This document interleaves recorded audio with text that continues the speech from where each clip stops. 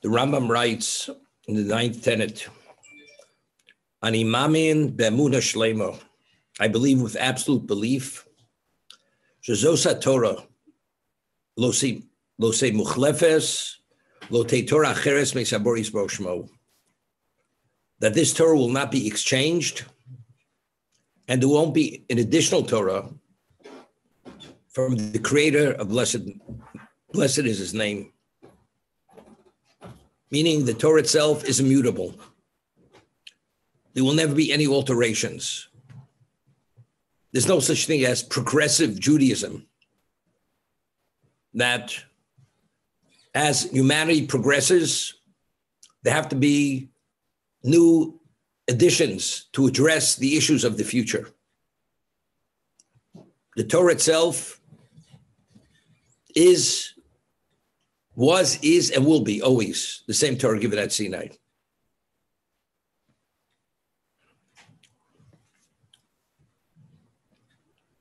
There's an organization in Israel, it's an outreach organization, it's called Arachim.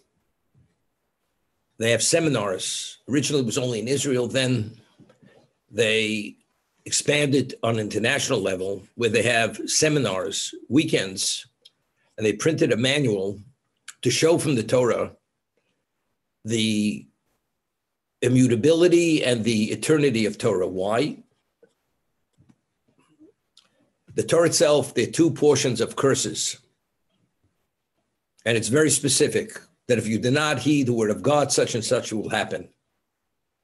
And alludes to destruction, the first temple, the second temple, and all the tragedies throughout history of the Jewish people. And so the point they make is, how could you forecast or threaten or state that if you don't do A, this is going to happen, unless you are in full control of the future and knowing the future? How could those things manifest themselves? And they show literally 1,000, 2,000 years into the future how every one of those curses, how they actually manifest themselves, exactly as stated in the Torah itself. And there are many things. They show if God is the author of the Torah, and God is infinite, as we explained, infinite means there's no beginning, there's no end. There's no past, there's no future. Because future automatically means limitation. That means when the Torah was written, it was written to address every aspect of existence, past, present, and future. That's firstly. Therefore, the Torah is immutable. There's no concept of progressive Judaism. It progresses to address the needs of the future. The Torah itself, within its principles, the concepts, the applications, if you understand it, and its depth and breadth, and you're fully proficient, then we can talk about it's a concept of application. The world may progress, but the principles of the Torah are there to address whatever that progression may be in existence. Once mentioned, there was a case many years ago, maybe 40 years ago, more than 40 years ago. There were two Siamese, there was Siamese twins. They were connected at the brain. And these children, they were of Jewish parentage, and the surgery had to be done in Philadelphia. It may have been CHOP. There's a hospital there, Children's Hospital. And they had come to Rav Moshe Feinstein of blessed memory, who was the leading Torah sage of the sizer of the generation at the time, because there were many issues.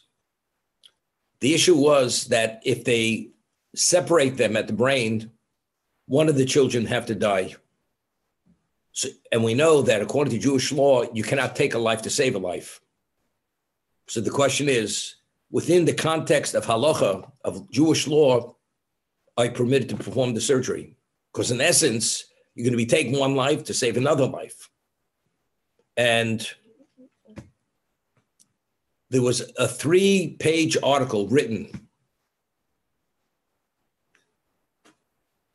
before or after the surgery about Rabbi Feinstein's ruling, how it should be done, why it's permitted to be done, a 3-page spread in the Philadelphia Inquirer. At that time, the Surgeon General, his name was Koop.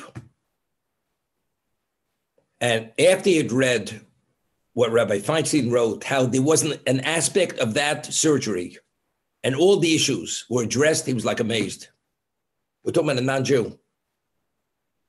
But how do you take ancient principles and apply it to modern medicine where every detail and aspect of that surgery was addressed by Rabbi Feinstein within the context of Jewish law?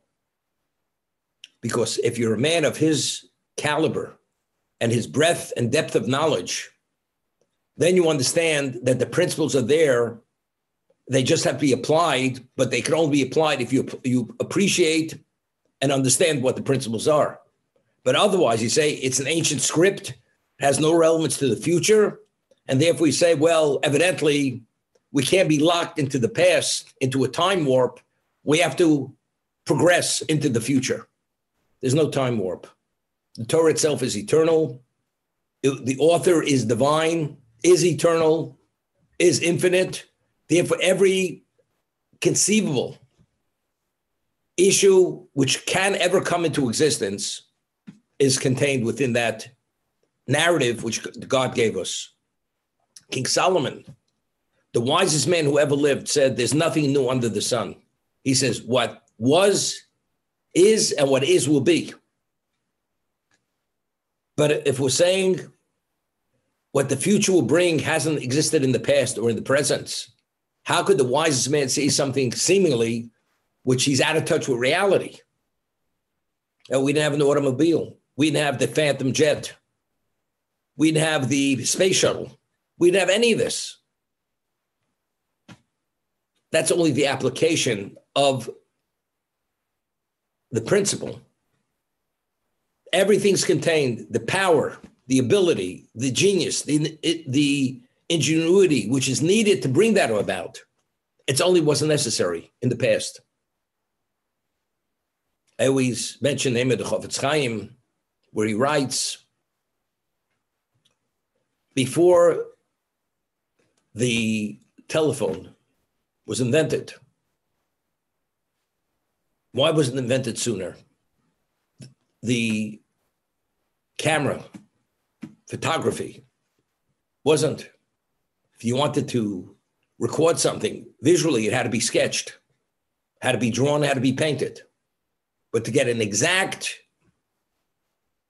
picture of an event, and of course, as time went on, it became more refined. The picture, there was no vagueness, haziness, and then color-wise, and then there was the movie, then the video, then the sound, and continuous expanding on those new innovations, creations. Why is it necessary? So the Chofetz Chaim explains it this way. God is in heaven. We're on earth. So there are many questions where people ask, how's it possible if God's in heaven? Does he know what's going on earth? How does he know? So if God allows now such a thing as the telephone to be created, to be invented, mention of the telephone, where over a distance, first it was Morse code, and then there was the telephone. So if something which one says at one location, you're able to hear it at another location, what does that mean? So if man is able to create, invent something which allows one to be aware of something which is said in one location, somewhere else, God, the creator himself, do you don't think he's aware of what's being said on the terrestrial level? That's supposed to be the takeaway. After 120 years, one's life's record is presented before him, and there's accountability for that record. Now, how could God prove and present all that evidence, irrefutable evidence, to convict a person or to reward him for all the deeds, the good deeds that he did? How? No problem. God allows the camera to be invented. We're able to get still photos to identify exactly what happened at that moment. That's irrefutable evidence. So if man could record visually this evidence, God himself is not able to present the visual after 120 years. And what about the conversation? Recording a conversation, you will hail, there'll be the playback, as they say. Man says, I never said it. Play the tape. Visual, sound, everything there. Unescapable. Can't escape the fact. And therefore, as humanity, their beliefs weaken, God has to introduce new innovations and inventions into existence to prove the point that if you're able to bring it about, God himself is not able to bring it about. We've already reached a point where we're able to almost, through various means, to almost know what a person's thinking. Almost to that, not quite. Because one of the tenets we're going to have, God knows your thoughts. God knows your actions. And because he knows your thoughts and actions, there is accountability. Or one is worthy because of proper thoughts, appropriate thoughts. How does God know your thoughts? It's abstract. You open a person's brain, you speak to any neurologist, brain surgeon. There's a lot of chemical activity, but could you decipher what that activity is generating? No. Now maybe you could. There's certain takeaways. If man, the human being, is able to somehow distill from that activity a certain thought pattern, you mean God doesn't know that? So there's nothing in existence which exists ever into the future which previously didn't exist. It's all there in the Torah. I told over the story that the Chazon Ish, there was a person, this is before the Barnard with the heart transplant, with the Bakey, before, and there was a question, a person needed some very serious heart surgery in Israel. And Chazon Ish was the leading Torah sage of that time, passed away in the early 50s. And they just started this open heart surgery in the United States. Israel wasn't there yet. And he told the person, and he went and he sketched the heart, and he said, this is exactly how the surgery should be done. You understand? The Chazon Ish never went to medical school, never studied medicine, but there is that knowledge in the Torah regarding certain functions, but you have to be able to distill it from the Torah. And he sketched the heart and how the surgeon should do the surgery. And the surgery was done. The surgeon looked at it. He was like amazed. He didn't even think about what the Chazon Ish was suggesting regarding that surgery. The surgery was done. It was successful. And it was taken on. And there's a top cardiologist, today's man in his upper 70s in St. Louis. And he has that copy of that sketch of the Chazon Ish. And he himself shows it to his colleagues. This is in the 50s. Before, this is when it was at the infant stage, open heart surgery. And the Chazon Ish already understood through his dimension of Torah knowledge, the breadth and depth of his knowledge, how you're able to approach this issue and suggest to the most trained, advanced surgeons how to perform this open heart surgery, not open heart surgery, this heart surgery. The Torah is immutable. There's nothing new under the sun. Maybe Solomon missed it. Today we talk about artificial intelligence. It's at a level not to be believed. If you could put on something no larger than a fingernail, millions of pieces of information, maybe today we surpassed King Solomon. King Solomon's wisdom, maybe we surpassed it. But if you read what the Torah, what we read in prophets of what Solomon's wisdom was, it says he was like the sand on the beaches. That was the equivalent of his wisdom. What does that mean? So the Midrash tells us, we know the Jewish people are compared to the sands of the beaches on the seashore. If you take all the wise men, all the Jewish people, and encapsulate their wisdom into one entity and put it on one side of the scale, and Solomon on the other side of the scale, Solomon's wisdom would outweigh them. So what are you talking about? We're talking about wisdom, which is unfathomable. Unfathomable. It's something which surpasses almost the finite. And yet, King Solomon says, in Chodesh Tachsa Shamish, if you understand existence, there's nothing new. Everything is contained within existence. Everything. Any new innovation, new invention, it's there. It just has to be uncovered.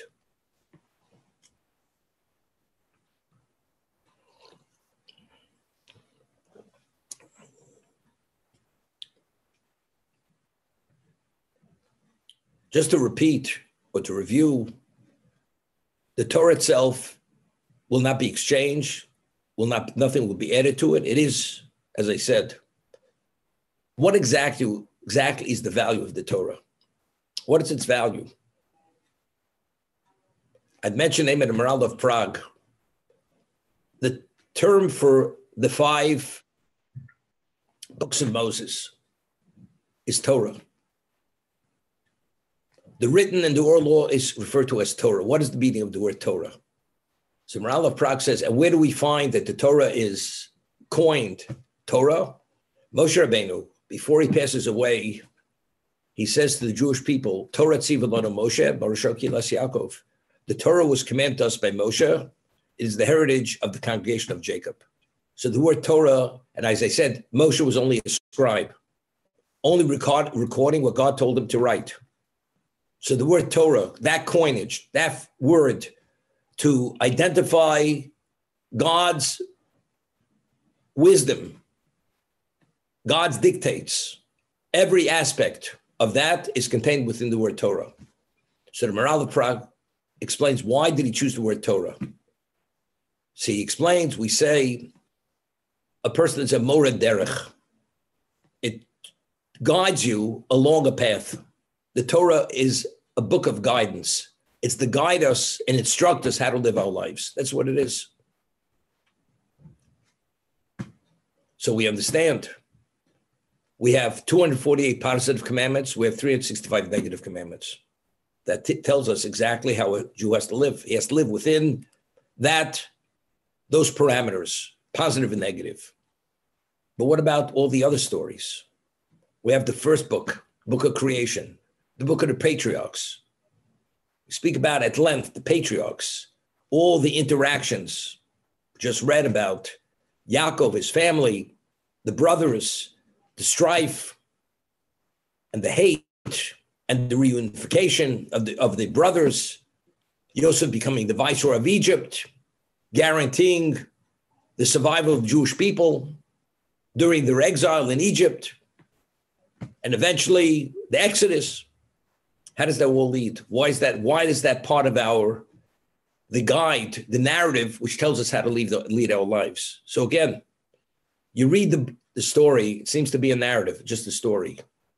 But if you study the oral law on that story, the levels of takeaways, what we're able to cull in terms of who are the patriarchs, what was the dimension, what characteristics did they possess, and why did they serve God in a specific way? We explained a Jew has an obligation to emulate and to assume God's characteristics, whether it's acts of loving kindness, whether it's mercy, compassion, whatever it is, each one of the patriarchs. And every detail, every nuance of every story, the servant of Avram, the slave, Eliezer, the story, the narratives repeated many times to teach us that the ordinary speech of the servants of the patriarchs in God's eyes has greater value than the Torah, which was taught, communicated to his children. Because to extrapolate a law, God adds one letter. And we have this narrative of Eliezer negotiating the hand of Rivka to be the future matriarch. The story is repeated 3 times. So evidently, the takeaway is phenomenal, but it's a story. We're not marrying matriarchs. What's the value of that story? Evidently, it's monumental. Because it wouldn't be monumental, God wouldn't have it recorded, and we have an obligation to study. But it seems to be a simple story. It's not so simple. You have to study it, you have to analyze it, and you have to read God's commentary on it, which is called the oral law. That's why you have to study the Talmud. And studying Talmud is not enough. Because even the Talmud, as we explained at one time, the name of Rabbi Luzzatto, on a Torah level, you're not permitted to record the oral law. You're not permitted. The first redactor of the oral law was Judah the Prince, known as Rabbi Yehuda Nossi. Why did he record? And he was the author of the Mishnah. And the Mishnah was written in Hebrew. It's the most classical Hebrew that exists, the Mishnah. And he's called Rabbeinu HaKadosh. The only other person who's called Rabbeinu is Moshe Rabbeinu. Moshe is our teacher.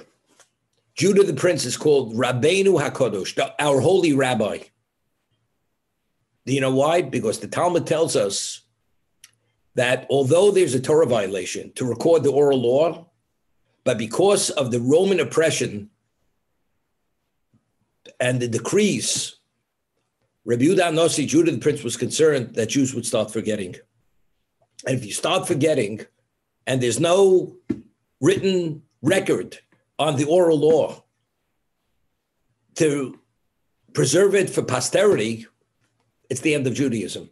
Because the written law without the oral law doesn't mean anything. It's open for endless interpretations. But the question is, what did God mean? Therefore, based on a verse in Tehillim, which David Bell says, Eis lasos lashem heferu torasecho. There's a time you have to do for God, because otherwise the Torah will be nullified, literally nullified. Based on that verse, Rabbi Yehuda Nossi, Judah the Prince, ruled with his rabbinic court, the Torah, oral Torah has to be recorded, has to be committed to writing. And this is when he authored and he redacted the oral law. This is the Shisha Sidrei Mishnah, the 6 orders of the Mishnah, which include the 6 parts of the Talmud. And what we call the Gemara. That's what elucidates the Mishnah, because the Mishnah is written very concisely. Now,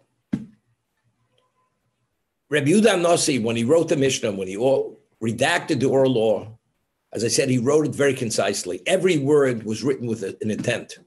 And that's what the Talmud deals with. It seems to be something superfluous, but there's nothing superfluous. So what is it communicating? What's the takeaway? What do we draw from this? And there are endless page volumes of elucidation, which is known as the Talmud, elucidating the Mishnah, clarifying what's contained within the Mishnah. Okay? We have what we call the Gemara. The Gemara itself was the Babylonian Talmud was authored or compiled by Ravina Ravashi. They were the last of the Amoroim. They are the elucidators of the Mishnah. And they gathered all the opinions over the hundreds of years who were of this particular era. And they went and they included within this work known as the Talmud all the various opinions and all the discussions which were preserved for posterity to guarantee the eternity of Torah. We have endless commentary on the Talmud. whether it's the Rambam, Maimonides, he was a codifier, how he understood the Talmud, whether it was Rashi, and there are many, many early commentators. They agree, disagree. But you say it's a simple text. Not so simple. And this is on the revealed level.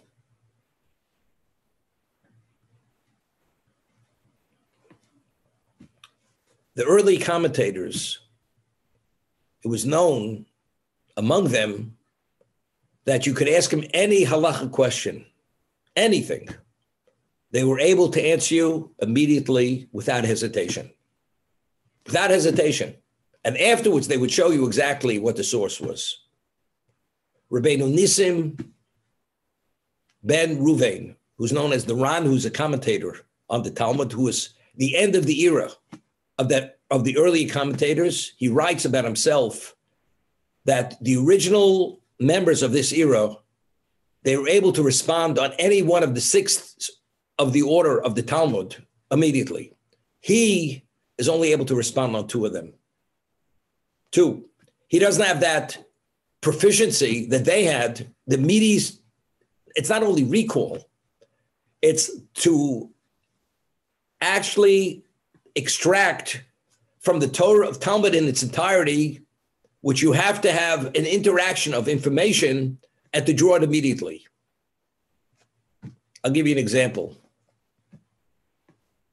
Alan, a cardiologist.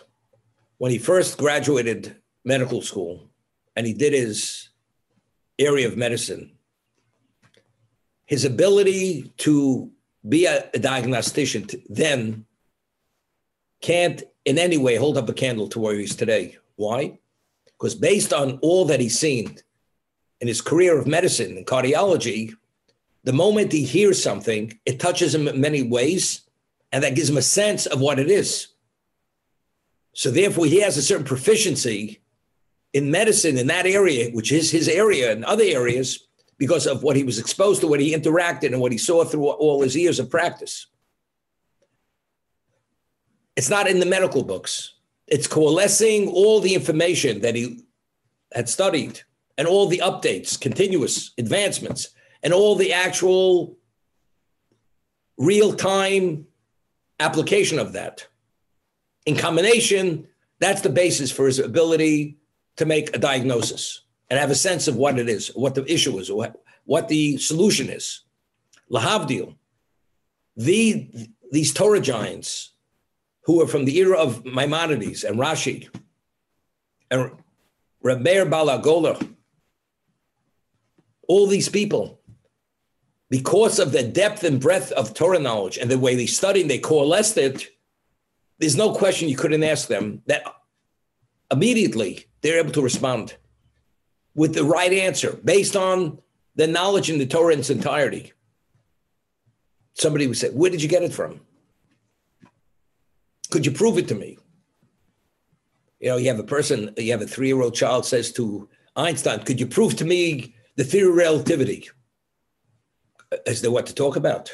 How do you prove the theory of relativity to a 3-year-old child? And that is an understatement compared to this. We're talking about a level of knowledge and depth and breadth and proficiency that even if they would explain it, you couldn't. You don't have the capacity to have any sense of how this has all come about. But that's all contained in the Torah itself. And you're telling me, but what about, we're living the year 2021, nearly 2022. We're so advanced and so this and so that. It's irrelevant what you are.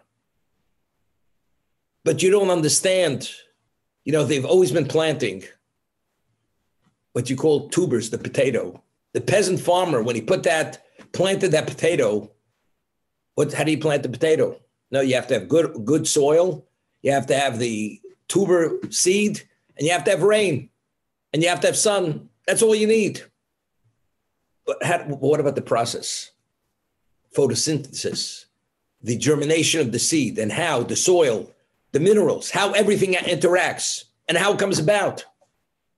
What does this peasant farmer know?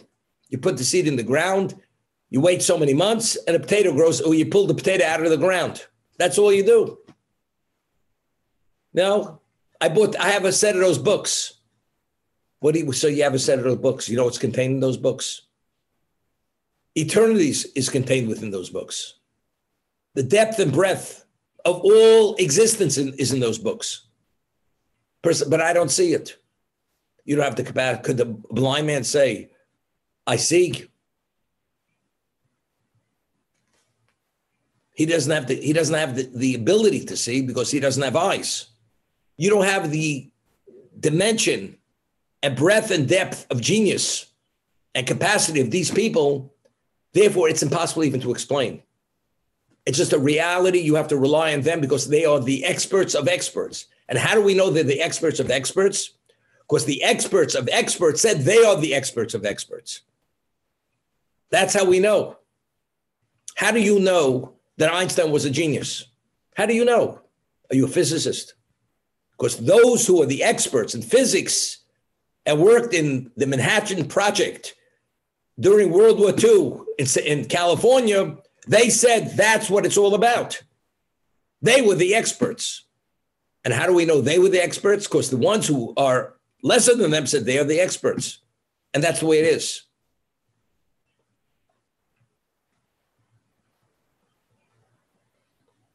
The Torah is immutable. It will not be changed. Nothing will be added to it. And it's all self-contained. Because God is eternal. And there's no issue that is not contained within that text which he gave us to address whatever the issue is till the end of time. And even beyond that time. Because we had mentioned the name of Rav Chaim Vital, that the energy, the spiritual energy, which lies within, whether it's the study of Torah, whether it's within every positive commandment or negative commandment, it has direct correlation to all the components of our soul. The soul is a reality. The person is a composite of the spiritual and the physical. What infuses, what are the infusions of that soul that allows it to continue eternally? It's the energy which is created through the performance of the positive commandment that infuses every aspect of the soul to be able to be part of eternity. And as we said, just as you have 248 positive commandments, the 248 components in the Jewish soul, and every positive commandment which we perform, it generates an energy which is the infusion for that component of the soul. So over a lifetime, every day you put on tefillin, you say the Shema, you do the mitzvah tzitzis, and you study Torah, which we say Talmud Torah Keneged Kulam. It's every word is the equivalent of all the positive commandments combined. That's what it is. And one doesn't violate negative commandments, which is a diminishment of the spirituality. That soul has been impacted and empowered with something which gives it relevance to eternity, that soul could cleave to God because it's been spiritualized. That's what happens. Just as the soul doesn't change, we're going to create a human being that he doesn't have to breathe oxygen. Then it's not a human being. It's something other than that. Do you realize a corpse doesn't need oxygen any longer? Do you realize that? Doesn't need it. It's unbelievable. We've advanced. We've discovered there's a human being who doesn't need oxygen because he's no longer alive. He doesn't need oxygen. But as long as he's alive and he has lungs and the blood has to be oxygenated and he needs oxygen, otherwise he can't live. A human being doesn't have to eat any longer without nourishment. No such thing. Doesn't exist. The soul itself needs a certain type of infusion. The positive commandments of the Torah, the study of Torah, that's the infusion. As the soul needed infusion in the past, it needs the same infusion. It's immutable. That's part of the immutability of Torah. You have to understand it. Just had a conversation with someone. Person is an observant Jew, even learned, but unless you're sensitive to certain things, you really don't get it. There's a whole discussion about evolution. They found, dinosaurs So where did they come from? If the world is only 5,700 and so many years old, according to carbon testing, this is going billions of years ago. And these type of creatures, they're from evidently, it preceded what we say is the timeline on the world. So one of the things they say is, well, the Midrash tells us that God created other worlds and he destroyed those worlds. For whatever he destroyed them. So these findings we find through all these archaeological digs, it's from those previous existence that God destroyed. That's what they say. And this person quoted it. So I said to the person, if you understand how things exist and don't exist, when it says God destroyed those worlds, how do worlds come into being? He wills them into existence. Destruction means he ceases to will. When God ceases to will something, it's not now he's destroyed it. Now it's a vacuum. It goes back to pre-existence. Pre-existence is it's not in existence. All that exists is God himself. So if God destroyed those worlds, destroying means he ceased willing as they came into existence, because he provided the energy for that world to form as it was meant to form. When he ceased willing it, it's not it was destroyed and now there's a remnant of that destruction. Destroyed means it doesn't exist. So if that means the findings we find cannot be from a previous world, from a previous existence. So we have to come up with something else. But if you understand based on the Ramchal and the Maral and the Zohar and all this level of how the world functions continuously, as we say, God, it's an ongoing creation process. Because it's the willing, and the moment he ceases to will, it reverts back to pre-existence. We can't talk about dinosaurs, are a remnant of a previous existence. So just in passing, I'll tell you how to address the dinosaurs and how to address carbon testing, all this. So the approach is, there's a word from the Malbim. The Malbim is a commentator on the Torah. He writes, now, it's known that if you take a piece of coal and you apply a certain degree of pressure on it, that you could turn into a diamond, except it takes 30,000 years of type of pressure to produce the diamond. That's how it happens. Now, the world pre-Great Flood, we know people lived endless longer years. People lived 800 years, 900 years. After the Great Flood, it was a different world. Before the Great Flood, there were giants. Post-Great Flood, very few giants. They were just a remnant left over from pre-flood. That's what it was. Now, what was the state of affairs when the Great Flood came about? The world was covered with water. The luminaries didn't function. And what was the water? The water, the Talmud says, based on the text, was hot and it was sulfuric. Things just dissolved in it.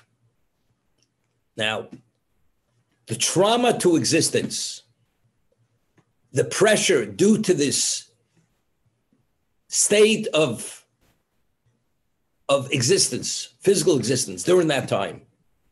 So now, if the people themselves, the dimension of humanity were giants, if you take a lizard and you magnify a lizard 10,000 times, what does a lizard look like? Looks like a dinosaur. Or you take a certain type of bird, an eagle, magnify it 10,000 times, what does it look like? It looks like these prehistoric creatures. That's what they were, or any of these animals. These are remnants of pre-flood. And if you go and you do all the valuations, it seems to be it's going back 1 million or whatever it is, 1 billion years. That's due to the pressure and how existence was traumatized.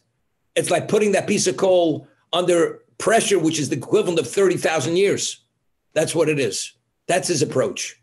So all that we find, these remnants of previous times, this was all pre-flood, because it was a different reality of existence, a different dimension of existence.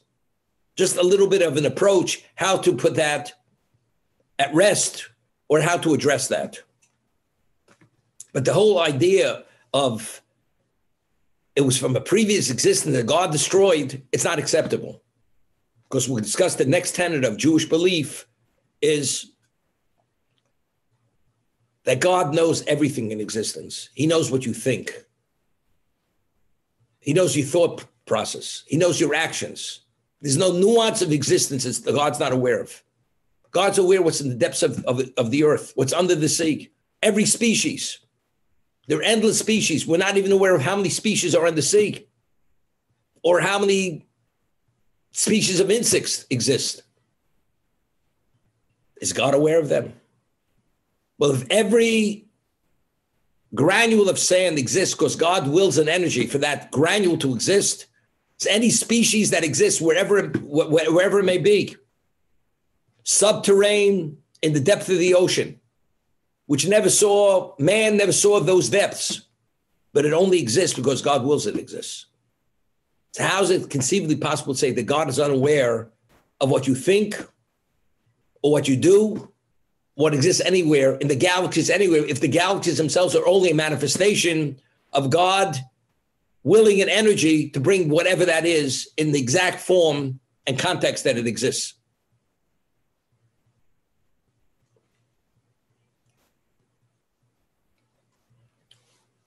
Start the next tenet. An imamin b'emunah shlema. I believe with absolute belief, Shabaris Baruch Shmo, Yudea kol ma'asav bnei Odom. He knows all man's actions, v'chol machshavosam, and all their thoughts. He knows their thoughts. Shenemar, as it says in the verse, Hayotze yachad libam, he forms together their hearts. Hearts means their thoughts, what one thinks.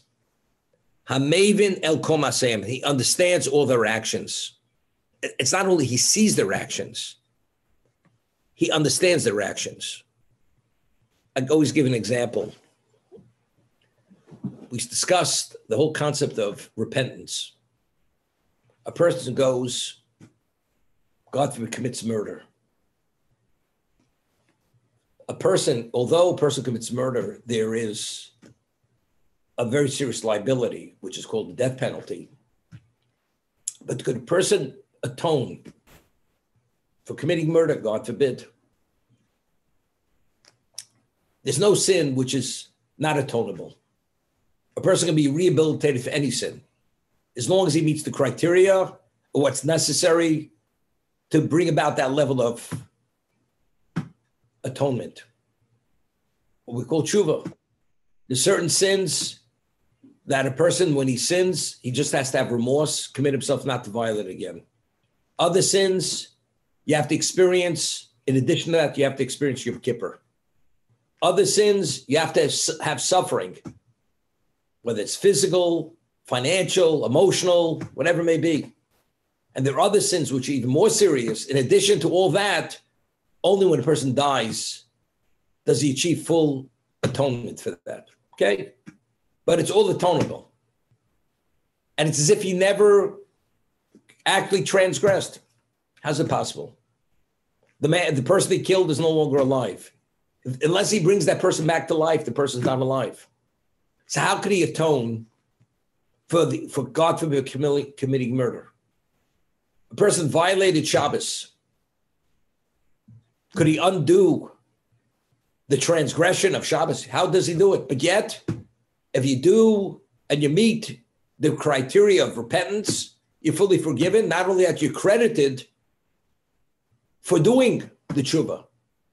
Not only are you not below, you're advanced. How does it work? So I explained it very simple. A person is driving, the car malfunctions, and God forbid, the car goes out of control, the person is killed. What is that called? The one who drove the car, is there any degree of culpability, liability for that person? He was fully responsible. He maintained the car. He serviced the car. Something beyond his control caused it to malfunction. and a human life was taken. What is that called? It's called a tragedy. It's tragic. It's unrelated to him. The person may suffer some level of guilt. I shouldn't have driven. I should have gotten to the car, but it's unrelated to him. It was meant to be. The person should be killed, unfortunately. Tragic. What about if a person was driving and he took his eyes off the road for a moment, and God forbid, and somebody was killed due to his slight degree of distraction, which he shouldn't have? He has liability.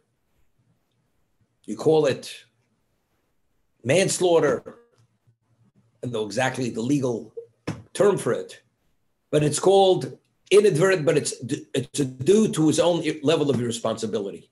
So there's some degree of liability. What about if the person intentionally used the vehicle as a murder weapon and he runs a person over to kill him? That's called premeditated murder, and the murder weapon was the car. So we have three actions. In each case, the person's life was taken through the vehicle, whether it's the vehicle malfunctioning, whether it's the person being distracted and that's why the person's life was taken, or intentionally the person had driven the car using it as a murder weapon to kill the person. All three things, the exact same thing happened in terms of the victim. The victim lost his life through the vehicle taking his life. But the circumstance behind that, each one is not the same. Not the same. So when a person does tshuva, what has to be corrected? The action is not undone. The action remains in place. The man is no longer alive because the knife was plunged into his heart, or because the trigger was pulled and the bullet went through his brain. That's why he died. The question is, but that projectile that went through his heart or through his brain, what caused it? Was it something, an act of God? Was it due to one's irresponsibility? Or was due to one's premeditated murder? So if we're able to somehow detach the person from the intent, it becomes a whole different reality. Because when a person does tshuva, we're not undoing the action. The action remains in place. Remains in place. You're not bringing the person back to life. But we're talking about liability to the one who brought about the person's death. That's what we're talking about.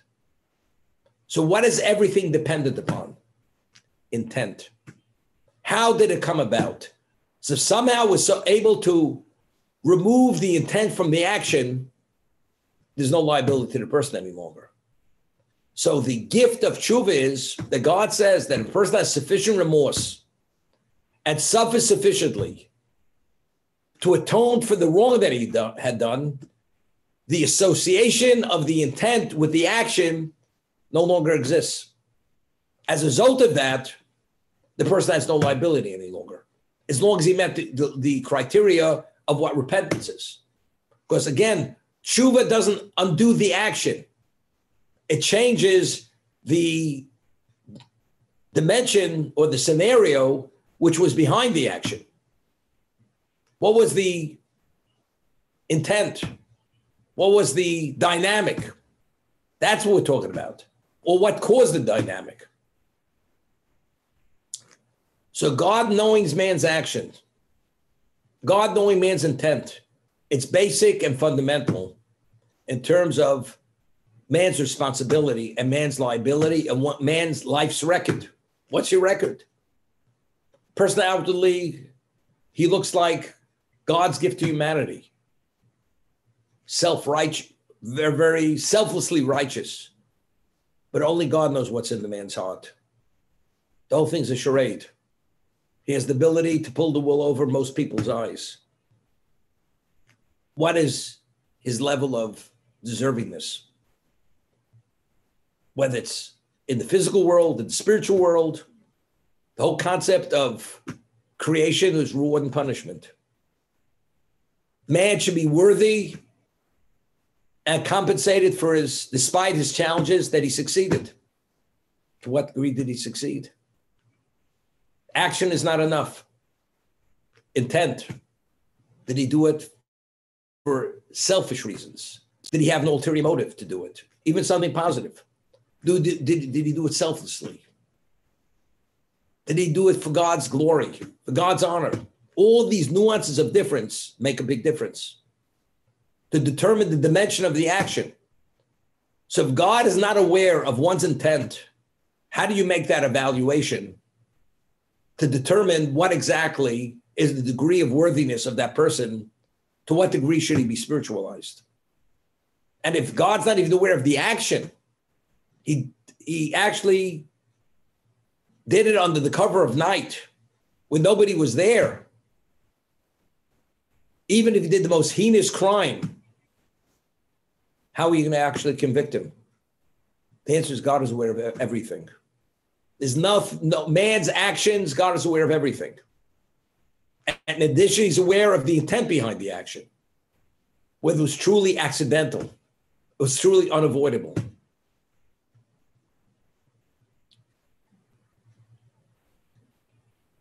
I mean, I'll give you an example. There's a famous word from the Dubna Magid, who he was able to communicate concepts through allegories at an exceptional level. You know, they said, I once mentioned this, that they asked the Dubna Magid, he was the Magid, he was what they called it,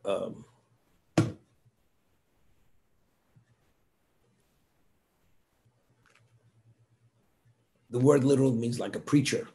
He would preach, but through communicating, through allegories, impressing people, impacting people in the most positive way with words of musar, with infusing them, exposing them to fear of God, whatever it may be. So they asked him, why your allegory so perfectly fitting to the message? He says, I'll explain what an allegory. There was this baron, and he was an expert archer. And he was riding through the forest, and he comes and he sees multiple trees. And on every tree, there's a bullseye, and there's an arrow exactly in the center of the bullseye. And he sees hundreds of trees. Every single arrow is in the bullseye of the target. He's never seen anything like it. He himself is the expert archer, and no archer has that level of expertise to have that accuracy to always get in the bullseye. And here, every single target, the arrow is exactly in the center. How's it possible? Finally, he goes and he finds the person who owns all these trees and put the arrow exactly in the middle. So he says, how did you do it? He says, very simple. I shoot an arrow into a tree, then I draw the bullseye around the arrow. That's how I do it. So he goes to explain, we read in the Tochacha, this is the curses in the Torah, where if you don't do this, tragedy, God forbid, will befall the Jewish people. Then it can, and we read it in an undertone, because it's something which is ominous, very ominous. So we read it in an undertone to indicate the seriousness of it. And all of a sudden we come to one verse which the reader of the Torah reads out loud. Within this text, then he goes quiet again. He goes into the undertone. V'sacharti loch es brisi Yaakov. I'll remember the covenant of Yaakov. As brisi Yitzchok. And the covenant of Yitzchok, as brisi Avrom. And that he reads out loud. So they asked the Dubna Magid, why? If it's all part of the Tochacha, the curses, and somehow that is part of read it in undertone. How does that come to what relevance does that have to do to the curses? I remember the covenant of Jacob, the covenant of Yitzchok, and the covenant of Avram. What relevance does this have to the curses? So he explained it with an allegory. There were these two young men, partners in crime. One was the son of the rabbi of the community, and the other one was the son of a tailor. And they planned this crime, and they're caught. And they come before the judge. And it was known this judge had no mercy for anyone. So they knew when they come before and they're going to be convicted and the evidence is going to be brought, their lives are going to be disastrous. They have nothing to look forward for their life. So the first one who comes before the judge is the son of the tailor. And the tailor's son pleads his case and has his attorney pleading it. The judge, who seemingly has his heart stone with a stone heart, he says 500 hours of community service, which was out of the ordinary. It was never heard of. This judge, who's so tough and doesn't give an inch, no compassion for the defendant, and he gives him 500 hours of community service. The rabbi's son had a sigh of relief. There's hope. The rabbi's son comes before the judge, 25 years of hard labor in a prison camp. So the rabbi's son pleads his case. He says, we were partners in this together. We planned it together. Neither of us encouraged the other one more than the other. Why are you giving him 5 years, 100 hours of community service, and me 525 years of hard labor in a prison camp? Why? He says, I'm going to explain it to you. The tailor's son, what is his role model of what is ethical, what's moral, what's anything? He doesn't know any better, but he's a human being. Unfortunately, he succumbed to the temptation. So he attempted to commit a crime, but he can't fully be held accountable because he had nobody to learn from. He didn't have a proper role model. His father was a tailor. You, who was your father? Your father's a great rabbi. Every moment of you being exposed to this behavior, you understand what's right and what's wrong and what you should aspire to. How do you go and turn your back on all that and commit a crime? Therefore, you're getting exactly what you deserve because you understood better, and therefore you're going to suffer the consequences of your mistake. The nations of the world, who are their role models? They don't have great role models. Their whole history is incest, adultery, murder, idolatry. That's what it's all about. Who are the ancestors of the Jewish people? Living angels. Jacob, Esbrisi Yaakov, Esbrisi Yitzchak, Esbrisi Avram. You're coming from a whole different background. Therefore, when we speak about curses, level of culpability, of liability, the Jew has a different level of liability than the Gentile for that reason. So when a person, let's say you have two Jews, you have a Jew who comes from an irreligious background, doesn't observe Shabbos, doesn't keep kosher, doesn't do many, doesn't put on tefillin. And you have a Jew who comes from an observant background. He had the education, and he chose, for whatever reason, to go off. And if you look at these two individuals, they're at the exact same place, both non-observant, both neither keep dietary laws, neither keep tefillin. Whose level of liability is greater? The one who had the background or the one who didn't have the background? Even though both of them are aware you're supposed to wear tefillin. And a Jew, observant Jew, is supposed to observe dietary laws. The liability of the one who had the background is much greater than the liability of the one who doesn't have the background. But who could trace it to the source? There's so much information or background information that's needed. So many moments and nuances of experiences which brought the person to many things. Two people's challenges are not the same challenges. Even two people with the same background. No people have the exact same challenge. Only God knows the challenge, and only God knows your capacity.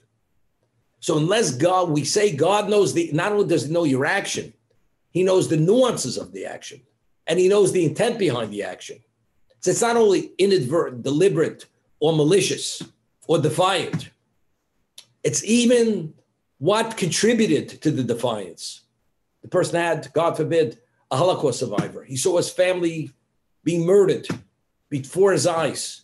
And because of that, he rejected God. Another person didn't suffer that level of terror and trauma. But who can make these evaluations? Only God himself. Only God could pass judgment on anyone. We don't play the role of God. We don't pass judgment on people. God is the judge. He's the first and final and the last word. But all this that we're speaking about now, that everything, and we say on Rosh Hashanah, in the Musaf service, there's no forgetting before your holy throne. What is that all about?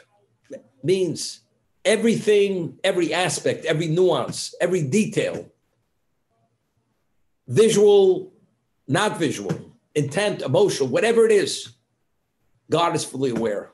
And everything's included within that decision, exactly how that person be dealt with. I believe with absolute faith that God knows all man's actions, all their thoughts. And what does the pasuk, the verse say? God forms their hearts together.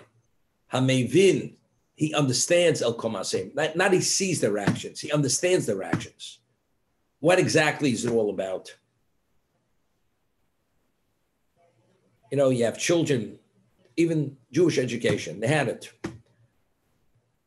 In life, sometimes you have to be lucky. You know, you go to school and you're in a class where all the boys are good boys, motivated to study. So, and the teacher is an exceptional teacher. So this child had everything going for him to succeed, to be motivated. The teacher was special, his peer group was special, and the parents encouraged it. You have another child, the parents are encouraging, but the peer group, the students in that class are not good students. Unfortunately. And sometimes you have no control over certain things. And the teacher is not the greatest teacher. And you can't dictate to school, and you can't take your child out of that school. So you can't fully fault a child for not succeeding. But do we know not succeeding, or what we call turnoff? Do we know a turnoff, what it can bring a person to? A child is turned off or disappointed, or more than that, or upset because of a certain experience he had. Do you know where that could lead him? Who knows? Only God knows. And therefore, God, knowing one's actions, one's intent, and has the whole history on every one of our lives, all that is crucial and basic to be able to make that ultimate decision, what one is deserving or what one is not deserving. I'm going to stop here. 1 second.